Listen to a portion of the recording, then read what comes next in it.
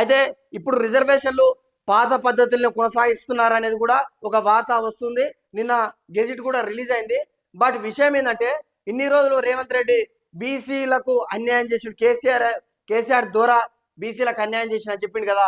ఇంకా ఆశ్చర్యకరమైన విషయం ఏంటంటే ఇప్పుడు ఇచ్చే రిజర్వేషన్ ప్రక్రియ ఏదైతే ఉందో ఇది గతంలో కేసీఆర్ ఇచ్చిన దానికంటే కూడా బీసీలకు తక్కువ టికెట్లు ఇస్తున్నారు అనేది ఒక రాజకీయ విశ్లేషకుల ఆలోచన. మనకు MPDC, ZPDC, sarpanch, ward member దాంట్లో కూడా ఈ టికెట్ల కేటాయింపు గతంలో కంటే ఇప్పుడు బీసీలకు తక్కువ వస్తుంది అనేది రాజకీయ విశ్లేషకులు చెప్తా ఉన్నారు.